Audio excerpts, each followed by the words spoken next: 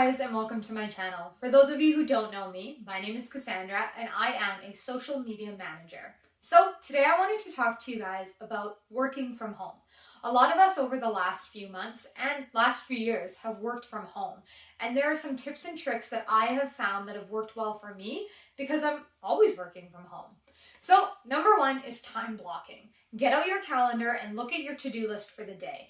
Really figure out what is a priority in your day and start time blocking your calendar. Now for myself, I use Google Calendar, and that has really helped me look at what I need to do, where my meetings are, and what projects need to get done and how long they take. When I time block my calendar, I'm better and more productive, and my day just seems to go by quicker. Number two, I recommend getting dressed.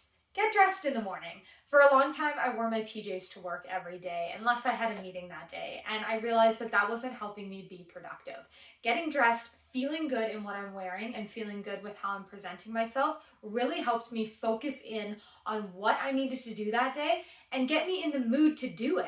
Number three, having a designated work area.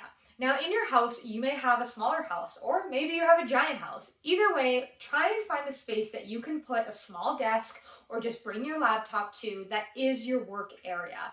Instead of working in bed or at the kitchen table, it's much easier to work from a space that is designated for your work environment. So set up your computer and leave it there most of the time, or grab a notebook and leave it on this desk.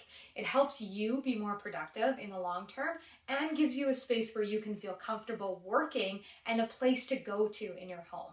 So try and find a space for you and for a little office. Get outside, get some exercise. When you work from home, there's a lot less exercise that happens. When you're in an office, oftentimes you're walking up and down stairs, you're talking to other coworkers, you're going for coffee in the break room. When you're in your own home or when you're working from home, a lot of times you're not doing that same kind of interaction. So if you can, try and get up and go for a walk. Some people have treadmills under their desk, which is great. Other people, such as myself, like to go out for a walk every lunch hour. So if you have time during your day, I suggest getting up and getting out of the house for a little bit to help you stay productive. Creating a morning routine. Creating an effective morning routine will help you build your business, will help you build your at-home work environment, because it gives you a schedule and it gives you some reason to get up in the morning. When we go to work, oftentimes you have to show up at 9 o'clock or you're going to be fired. At home, you can be late, or you can do other things, or you can focus on different tasks and get your work done at other times during the day. However, that morning routine tends to keep me focused in on what my goals are for that day and really helps me learn where my body is most happy. I myself am not a huge morning person. It's difficult for me to wake up in the morning. It's difficult to get my butt out of bed.